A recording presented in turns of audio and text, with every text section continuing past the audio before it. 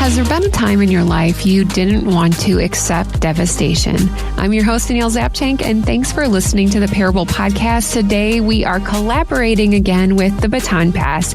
If you haven't heard about the Baton Pass before, they exist to empower overcomers to share their stories in a powerful way that brings hope, healing, and radical restoration. This mission really connects to what the Parable Podcast is all about, is that our stories matter. And for the past few years, I've hosted some of their events. I'm on their leadership team, and I have seen the impact of what is happening in the hearts of so many women. Joining me today is the owner of The Gathering Place, Janelle Hermann, who shares about what happens when we don't get the desires of our heart. Like when God doesn't give you those things, He's got other reasons. And it's hard to understand that because at the time you're like, oh, but I really want kids. Like, this is like what I'm called to do. Here's my conversation with Janelle Hermann.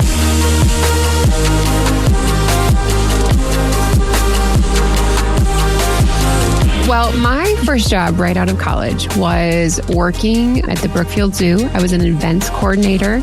So anytime I think of events, I think about J-Lo and the wedding planner.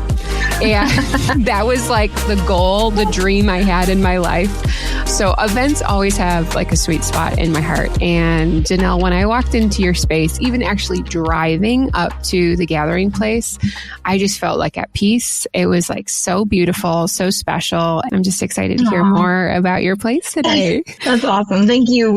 It's kind of a crazy story to see like how God is using that place and all the things that He's doing and like how it's all connected to everything that my husband and I have been through. Yeah.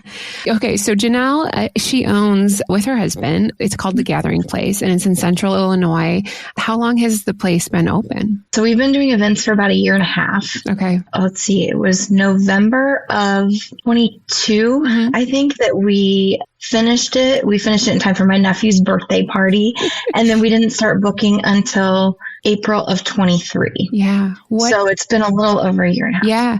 Has your background ever been in like hospitality? Has this been like a dream or was this born out of something else? You're like, you know what? Let's try this. Well, I was a teacher for 20 years. Okay. So I feel like one of my gifts is helping people and providing things for other people. I'm a giver, but I felt like I could do that in the teaching environment. I always envisioned my life as I would be teaching until retirement. I retired at the end of last year. So I did that to kind of go into the Gathering Place and working with brides and people of all different things there and different events. Yeah, so I guess I never really kind of envisioned myself going in this direction. There's so many times we have this like idea of, oh, this is how our life looks or what I envision my life to look like. And we kind of hand that over to God, but maybe we're just like really holding on to it really tight. And then, like, you know, we just have to let go and see where God takes us. And that's really scary at sometimes because you're wondering like, is this my purpose? I thought this was the direction I was going to go.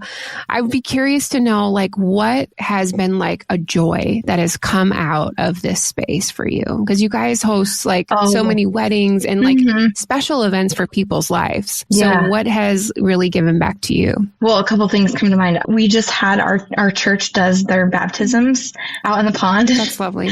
And, you know, you always remember where you got baptized. So, you know, it's a big emotional thing for me because that's a big step and then it's happening at our place. And then also, you know, when brides come through, when they walk through, I want them to know that like if they book with us that I'm praying for you because you're making a really big commitment at our building. And I don't take that lightly. My vision for the office is to have pictures of each bride and groom on a wall. And that way I have a prayer wall and I can pray for them because, you know, marriage is a important thing to me. My husband and I went through a lot with our marriage. Most people do, but I really see that as something that it's serious. And I want, you know, my brides and grooms to know that I take that seriously. Like it's a promise and it's not just to each other, but it's to everybody else. And then, you know, I'm providing the space. So that's a joy for me. as anyone learns in their job or even in their own business, like there's just things that like come at us. You're like, whoa, I never expected that. Or I would have never dreamed this would have ever happened. Has there anything been like something funny that has happened at one of your events? You're just like, wow, didn't expect that. Yeah. I mean, it was a wedding. We had someone puke in the bathroom. Oh gosh.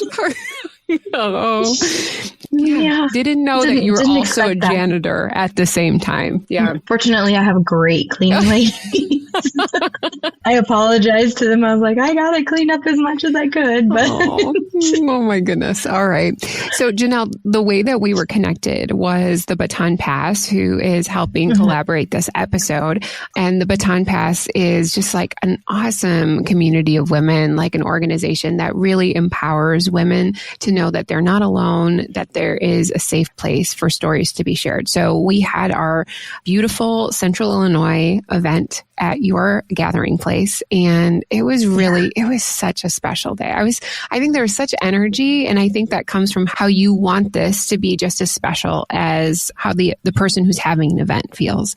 For sure. And you were there, like you were present. It wasn't like, okay, great. Here's the keys. I'll see you in 5 hours. Like you were at the event, you were helping us like get everything ready. And you were so excited. So I know that the Baton Pass is new to Central Illinois. So what connected with you that you're like, oh yeah, I'd actually like to come to this event? I wish that when I was going through all the things that I went through in the past several years, I wish that I had something like that to go to. And I wish I had heard other people's stories because I think it would have really helped. Yeah. It would have just helped me feel like I'm not alone. You know, a lot of infertility is you feel alone. I don't know if things would be different, but I see the impact of stories.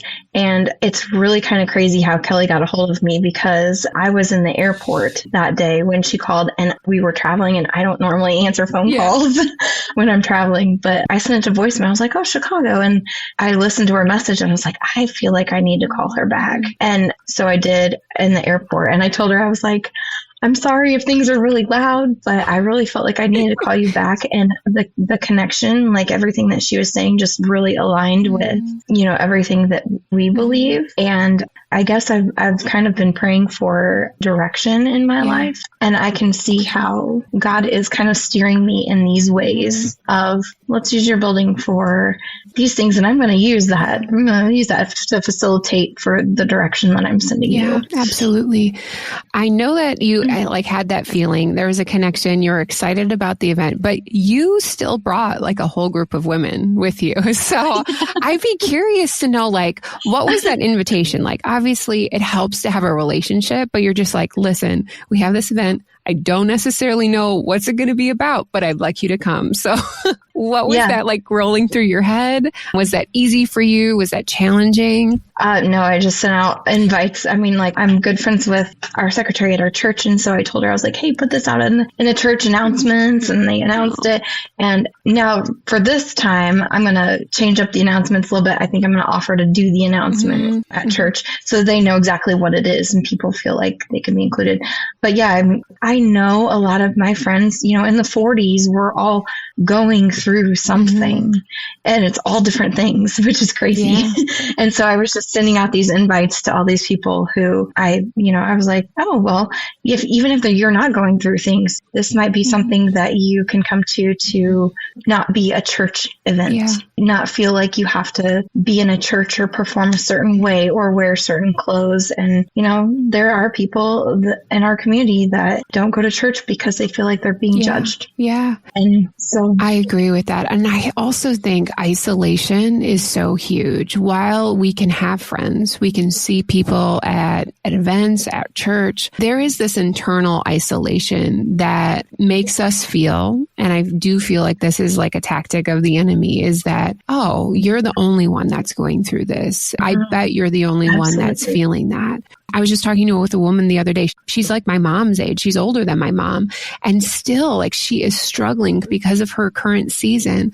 And gosh, it's just like places like the Baton Pass where women can feel seen when you hear somebody else's story and you're just like, thank you. Like, it's not exactly the same, but it makes me understand, like, okay, there is hope in this situation. Yeah. Well, Janelle, I would love to hear about how all of this connects to the gathering place. So please tell us, what is your parable story today? To kind of like preface this, my best friend has been doing the Bible recap. And growing up, I grew up Pentecostal. So it was more like it wasn't terrible, not in any way, but it was more like, these are the things that you do and these are the things that you don't do. And it might have been my age too, but I never felt like that I could read and understand the Bible. And so when my best friend told me that she was going through the Bible recap, I was like, oh, that's cool. Well, then I was, grocery shopping in Sam's Club one day, and that big table, there was the Bible recap book. And I'm a book person. I was a reading specialist for 12 years. And I saw that and I was like, but I should buy that. And so I put it in my cart and took it home. And so I've been going through it, and it has really helped me understand like the backstory for all the things. So as I was praying about doing this podcast with you, I was like, okay, what would my parable be? And I've been praying about that for several days. And then it jumped out at me as I was reading through this Bible recap when it talked about Job and how God allowed Satan to come into his life and make it awful. Yeah. I mean, there was like some bad things that really happened to him. And God said, no, the only thing you can't do is you can't kill him. Mm-hmm. Well, then by the end of that, Job was like, all I want to be is dead. And I was like, man, I can so identify with that, because the beating that you take as you're going through these things, like you feel low enough where you're just like, I don't want to be alive. I struggled with that. So as I was reading through this Bible recap, I came across something and I was like, that's my parable. And I'm going to read this to you. It was when it says, the Lord gives and the Lord takes away. Blessed be the name of the Lord. It's Job 1:21.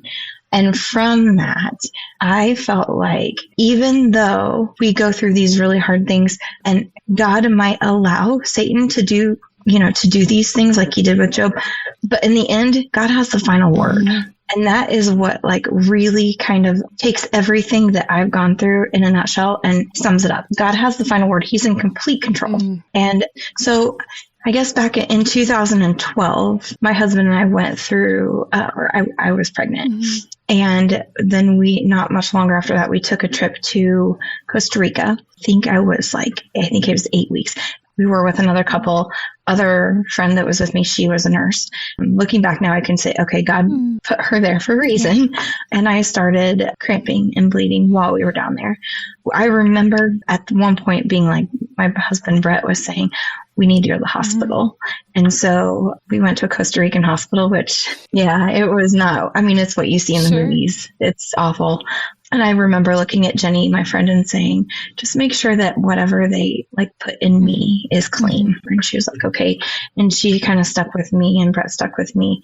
But coming out of that, I was taken to a room and they did a sonogram and I had a heartbeat. Mm-hmm. So in my mind, and it had taken us a while to get pregnant. We got married in 2008. So this 4 years later. In my mind, everything was okay because I'd heard a heartbeat. Mm-hmm. They discharged me after a while and we went back to the hotel. And I went to bed that night and I remember feeling queasy, crampy. I got up in the middle of the night with some really, really bad cramps.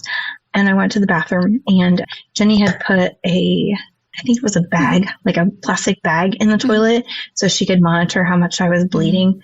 I took that out of the toilet that night, and I'm glad I did because that was when I miscarried. And I think the hardest thing for me to deal with or for a long time for me to accept was that my baby was in the toilet in Costa Rica. Yeah.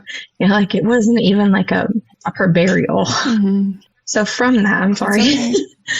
I didn't actually realize that I had miscarried at that point. Again, in my mind, I had a heartbeat. So then the next day, I think I slept it was towards the end of our trip. Then on Saturday, we were getting ready to head home.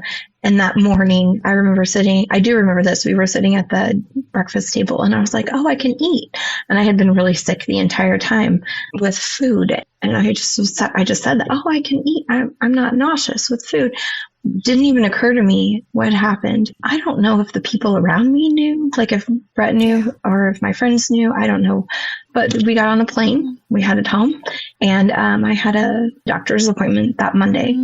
And that was really hard because the doctor came in and told me, well, you're not pregnant anymore. And that was the biggest devastation of my entire life, just because I didn't want to accept it. I didn't see it coming. It was really devastating. So from there, I'm going to have to look at my notes because after that, I don't really remember. So after that, I mean, I kind of just functioned and I got through daily life. I went to school, whatever, and I slowly slipped into some depression. I don't think I realized it at the point. I felt pretty alone. And, you know, I felt like no one understood me. I was angry. I was angry at God. And then in January of 2014, so a couple years later, my grandpa passed away and I was really close with him. And it was a sudden thing. We didn't ever have any answers, which was really weird. Like my grandma didn't do anything to figure it out. But losing him was another thing that just kind of set me back just because it was so unexpected. And then after that, shortly after that, I got pregnant again on our own. We went through several treatments of IVF and some IUI stuff, but we got pregnant again in 2014 without any help. And I remember feeling completely devastated, like really upset that I was actually pregnant. Maybe upset's not the word. Maybe I was scared. I was scared because I didn't want to go through that again. I didn't feel like I could handle that. I hadn't really, even in those, 2 years, I don't feel like I had recovered. I also didn't feel like I had a relationship with God. So, you know, again, I was completely alone. You know, there were several times that my friends would try to help or they would try to be there for me. And I'm pretty sure I just, you know, pushed them all away. But it was also at the time where they were all having kids. And that was really hard for me, but I couldn't communicate that with them at the point. To me, it just turned into anger. I was angry that I couldn't have kids. I was angry that, you know, that I was pregnant again because in my mind automatically goes to what happened before. Long story short, I miscarried again. This time it was at home. All the symptoms, same symptoms. It was crazy. I called my doctor and I just said, I am pretty sure that I felt something was wrong and they didn't listen to me. And I just said, it's the exact same thing as last time. I'm pretty sure I have an autoimmune disease that fights what's inside of you and it attacks it.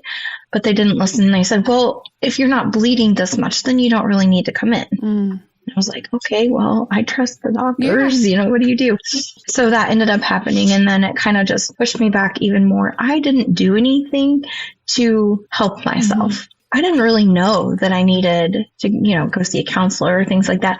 Now I know that I had PTSD. You know, now coming back, I went through help, but it took Brett telling me, hey, if you don't get help, then our marriage is over. And he had to say that in order to get me off the couch and go do something. I was also putting all these limitations on a counselor and saying, okay, well, has to have this criteria, like she can't have kids. She has to be able to, you know, work with people with infertility. All completely ridiculous limitations on that. Looking back now, you know, it's like, oh, well, hurt is hurt. And no matter what that looks like, it still feels the same. So I found a really good counselor. Her name was Dawn Smith, and she is in Morton, which is like an hour and a half drive. But I drove there like twice a week.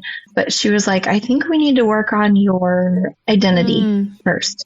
Because a part of that was me feeling like I wasn't meeting up to a certain standard. Like I couldn't have kids. And so what was my worth in this world? Because God created women to have babies, right? So I dealt with that a lot. She helped me through that. She helped me in communicating with Brett because him and I were not in a good spot at all. And so then after that, after I kind of graduated from that, she recommended me to a new counselor for some PTSD therapy. And that was really hard. I bet. To go through all of that. It's the eye movement. EMDR. And that helped me really file. The way that she explained it was I am filing things correctly in my brain.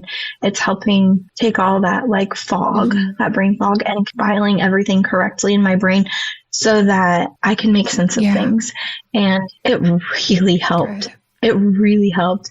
And then, Brett and I we tried to do some marriage counseling. That didn't really work for us. So we kind of did it ourselves and it worked. We just, spent time. But like the hardest thing I think for me was what happens in our life when we don't get the desires of our heart. Like when God doesn't give you those things, he's got other reasons. And it's hard to understand that because at the time you're like, oh, but I really want kids. Like, this is what I'm called to do. And, this is why God created me. But it's almost like a mind shift. You have to shift your mind into thinking, I want kids. Do I need them? Is my identity in that? No, my identity is in Christ. He's the one that's sustaining us. Not kids are not going to fulfill me. So it's really like I've come a long way with coping with that. And Brett and I have both been at the point where we're like, we need to make new memories for ourselves and move forward instead of looking back on the things that we think we should have. That's helped a lot. Well, Janelle, thank you just for walking us through a very difficult journey that you've been. Eric and I have experienced miscarriage as well. And it's hard because you have that, you had mentioned that, like you feel the heartbeat, you know that the heartbeat is there. And then within hours, it's gone. And so how do you deal with that devastation? Something that sometimes you physically cannot even control. Like it's just this loss, and also something like a child you've never seen, and just reconciling with that is a lot. It is trauma. You talked about like when you were first talking about your faith as a child, it's like the do's and the don'ts, and how that counselor kind of helped you figure out your identity. I think the same is for women. Like, well, this is what women do and this is what women don't do, to reset that framework, to know like who is our identity in Christ. What were some of those like other barriers of identity that you had to like break through? And obviously it was challenging, but maybe like something that like popped up during that time of figuring out who you are that really helped you kind of break through and realize that you are a daughter of God. Yeah, so I think that my identity in my marriage was a big thing. Yeah. I never saw my parents fight. Okay. So I think they had the best intentions, trying to not bring that in. But that has also been hard for me because I didn't ever know how to handle conflict. Yeah. So who I am in my marriage, too, is something that I've had to deal with. And the person that I am now is not the same person that he married 16 years ago. I'm sure we all go through that. But yeah, I think that that's another thing that came up, realizing who I am in my marriage, that I'm an equal. It's a partnership. It's not something where I should feel like I have to be this certain person or do this certain things because I think that makes Brett happy. Yeah. That was a big thing also. And a part of this is figuring out who we are together, not just my identity, but how does this change us? Because he has a big part in it too. And, throughout the whole thing, I was a very selfish person. I didn't ever ask him how he felt. And I'm not sure that I could because of how deeply depressed I was. When I sit with people and try to help people, I try to have them think about the other person too, because they're part of it. You had said like you didn't want to accept devastation, and both miscarriages. It is a feeling of just complete, like ripped away, like your heart is ripped out.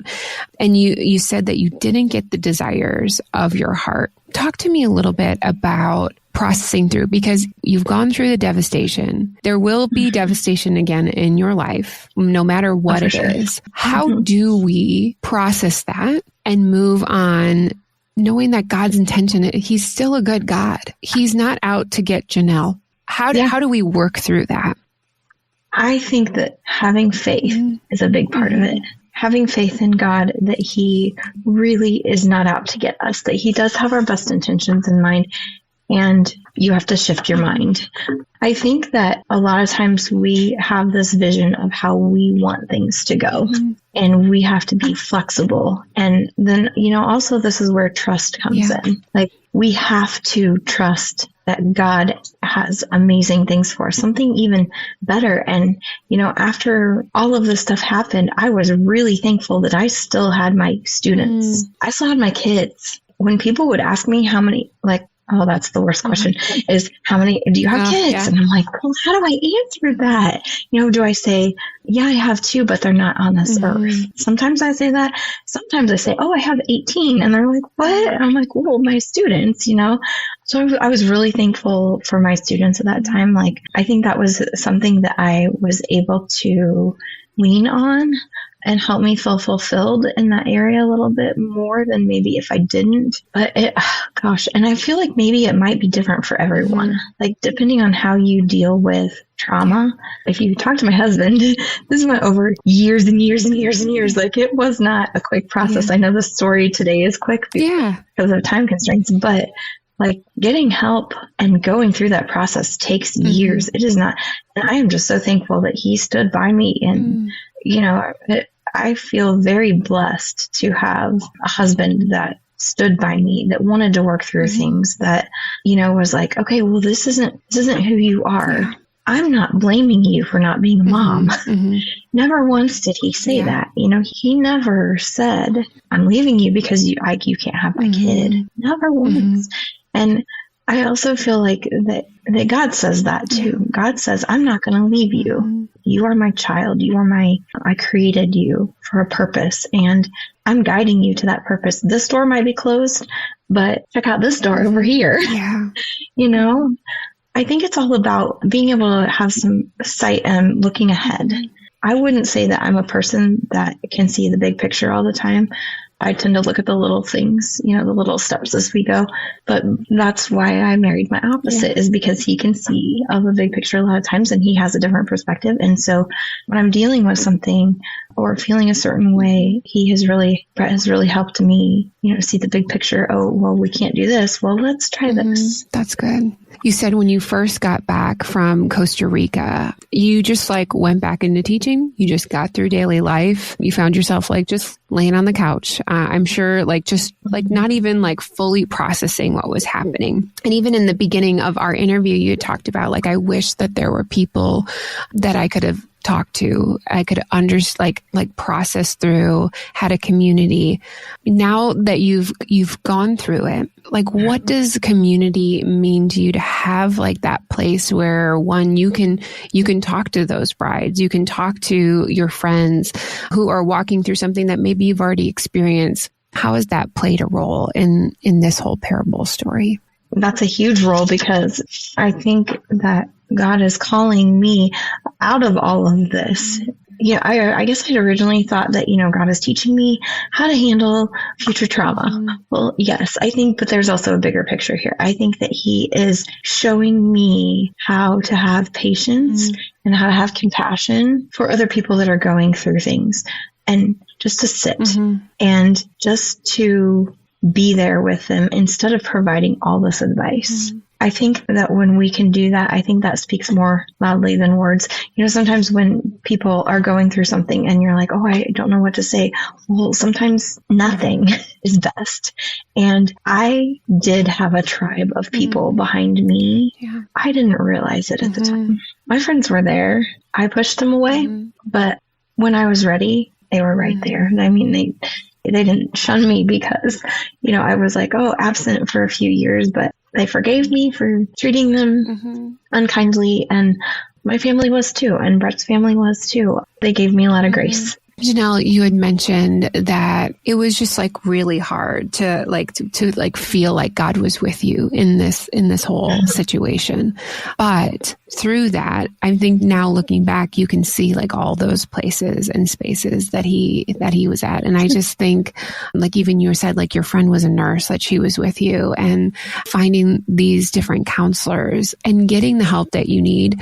We just don't really see it when we're in the thick of it, it's kind of like, that dark sky, and you're just like, but there are just like this little, like if you just see that, just that tiny pinprick of a star, like you just know at least this is the way that I have to keep going. The upcoming events for the Baton Pass, our theme is called Brave Enough. And, if there is a woman out there who has experienced child loss, infertility, I'm struggling with just like, what is my identity right now? Maybe they're on like, should I go to counseling? Like, is this really for me? Do I really need this? How would you encourage her just to have the courage just to take that first step? I would say that you need to find someone first that you can confide in, and you need to be able to tell them the whole truth. Yeah.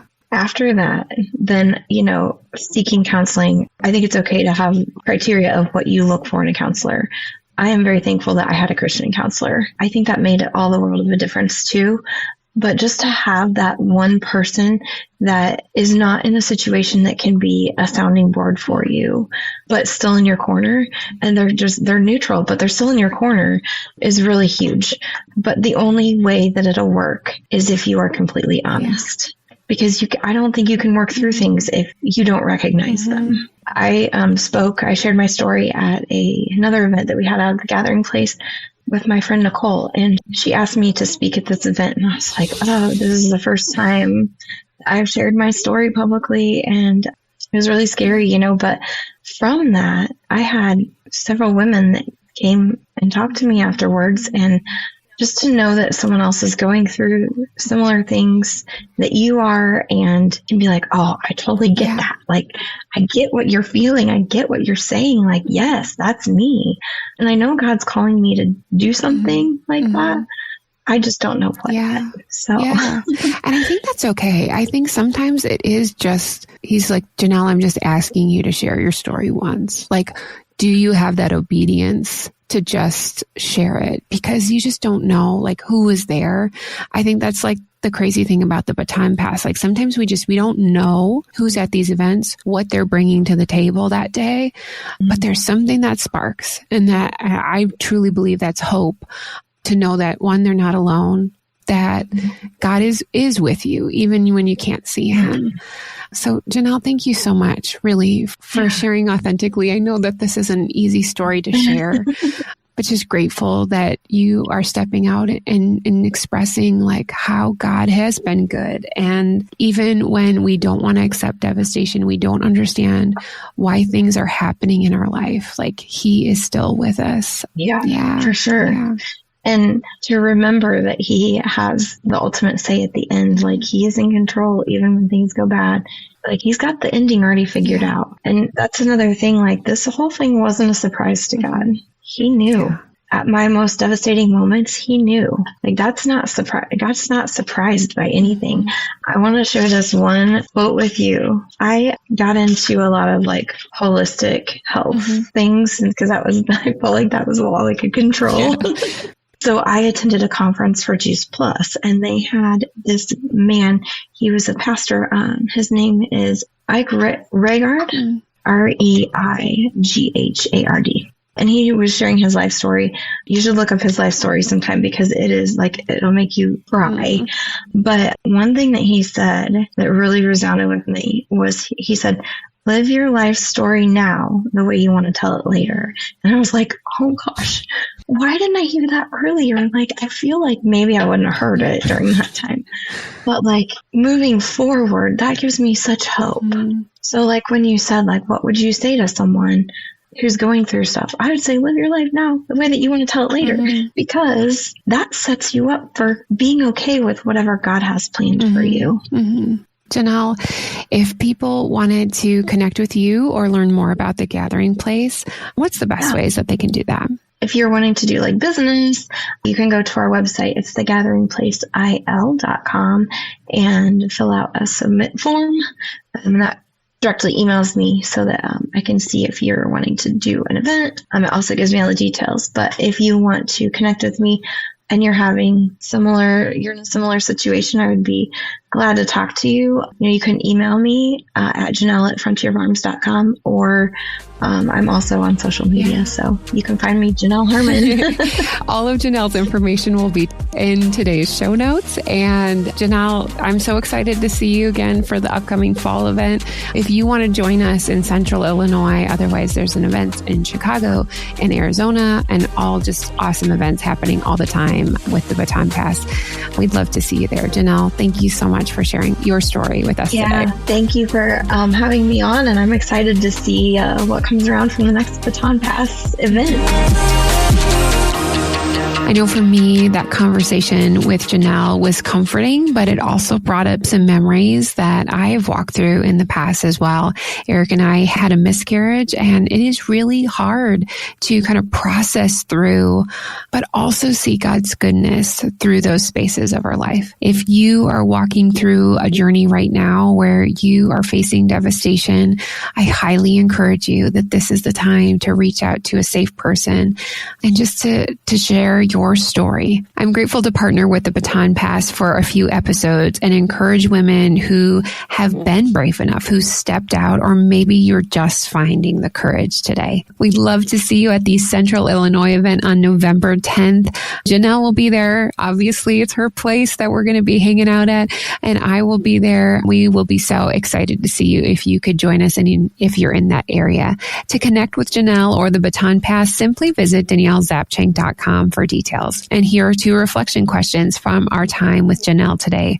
Number 1, sometimes our identity can get wrapped up into the do's and the don'ts. And what are a few of those unsaid things in your life that it's maybe time to let go of? Number 2, the desires of your heart matter to God, but how can you release them to Him and seek His understanding and find Him as a place of comfort? If you're looking for more information on the Baton Pass, or you want to hear more stories from the women that we have already recorded with, we have a whole list available. They'll be in the show notes, and also there is a special playlist on YouTube, so be sure to check that out. Also, a huge shout out to my gifted husband, Eric, for his editing expertise. That's going to do it for today. I'm grateful that you took the time to spend it with me. Remember, your parable, it showcases how God uses your devastation for something so much more. We'll see you back again next week on the Parable Podcast.